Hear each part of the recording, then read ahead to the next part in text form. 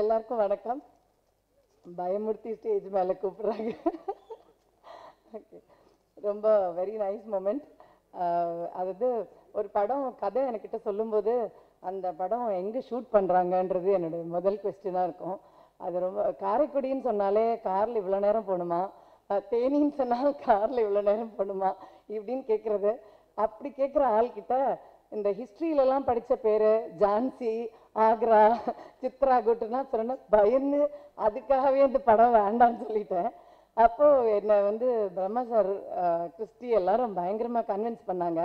இல்லை இல்லை, நாங்கள் பத்திரமா பார்த்தப்போ எனக்கு அந்த ஊருக்காகவே இந்த படம் பண்ணக்கூடாதுன்ற பயந்து ட்ராவல்லாம் போகணுமே, வீட்டை விட்டுட்டு போகணுமே இப்படிலாம் நினச்சேன். பட் இப்போ யோசிக்கிறேன், நல்ல காலம் நான் ஒத்துக்கிட்டேன்ட்டு. இல்லாட்டி ஒரு நல்ல படம் நான் மிஸ் பண்ணியிருப்பேன். அதனால் இந்த மாதிரி ஒரு நல்ல படத்தில் எனக்கு நடிக்க வாய்ப்பு கொடுத்த பிரம்மா சாருக்கு ரொம்ப ரொம்ப ரொம்ப நன்றி. அண்ட் கிறிஸ்டி, 2D எல்லாமே வெரி நைஸ் குரூப். ரொம்ப அருமையான ஒரு எக்ஸ்பீரியன்ஸ். அண்ட் உமன் சென்ட்ரிக், அதாவது பெண்களுக்கு பெண்களுடைய முக்கியத்துவம், பெண்களை பற்றி எடுத்த ஒரு படத்தில் நம்ம இருக்கோம் அப்படிங்கிறதுல நான் ரொம்ப பெருமைப்படுறேன். அண்ட் நிறைய சொன்ன மாதிரி நிறைய படங்கள் வந்து ஒரு ரெகுலர் ஸ்டோரி இல்லாமல் அந்த மாதிரி எடுக்கலைன்னா நல்லா அது எப்படி வரும் அப்படின்னு பயப்படுற ஒரு காலகட்டத்தில் இல்லை இதுதான் என் கதை, இதைத்தான் நான் எடுப்பேன், அது வந்து நல்லா வரும், நான் அந்த கதைக்கு மட்டும் இம்பார்ட்டன்ஸ் கொடுத்து அந்த கதைக்கு யார் சூட் ஆகிறாங்களோ அவங்கள தான் நான் போடுவேன் அப்படின்னு நினச்சி எடுக்கிறதே ஒரு பெரிய விஷயம். ஸோ அந்த மாதிரி ஒரு தெளிவான டைரக்டர் படத்தில் நடித்ததுக்கும் ரொம்ப ரொம்ப சந்தோஷம், ரொம்ப ரொம்ப பெருமையாக இருக்குது. இந்த தெளிவுக்காகவே அந்த படம் நல்லா ஓடணும். ஏன்னா இது வந்து உண்மையை சொல்லியிருக்காங்க, நிறைய விமனை உசுப்பேற்றிருக்காங்க. அண்ட் நிறைய மென்னுக்கு வந்து இதை பார்க்க, ஆக்சுவலாக நான் ஒரு மேன் சப்போர்ட்டர் தான். எனக்கு எப்போ என்ன தோணுன்னா, ஆண்கள் கண்டிப்பாக சப்போர்ட்டிவாக தான் இருக்காங்க, இல்லாட்டி இந்த அளவுக்கு பெண்களால் வந்திருக்கவே முடியாது வாழ்க்கையிலன்னு தான் நான் நினைப்பேன். இன்னைக்கு நான் இங்கே இருக்கேனாலே என்னுடைய கணவர் சப்போர்ட் பண்ணலன்னா என்னால் வந்திருக்க முடியாது. ஸோ கண்டிப்பாக அந்த ஆண்களும் இதை அப்ரிஷியேட் பண்ணுவாங்க 100%. ஸோ இந்த படம் பெரிய வெற்றி அடையணும்னு வாழ்த்துறேன். நன்றி. முக்கியமான விஷயம் அது சொல்லமா தெரியலையே,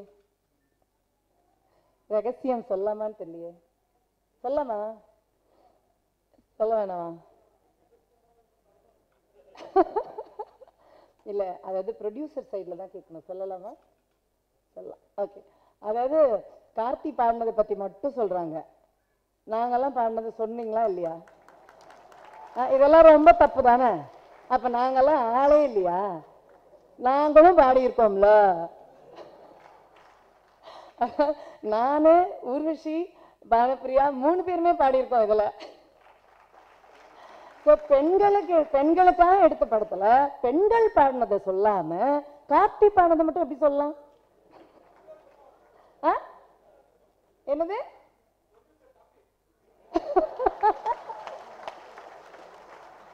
இதெல்லாம் ரொம்ப ஓவர். ஓகே, அதனால நாங்க பாடணுன்றதுக்காக கிளாப் பண்ணுங்க.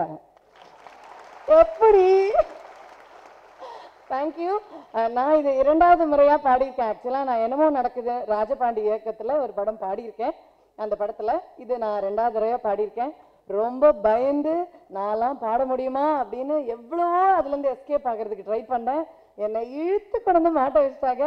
ஐ ஷுட் சே அது வந்து மியூசிக் டைரக்டருக்கு ஒரு பெரிய பெரிய ஓஹோ போடணும் ஆக்சுவலாக.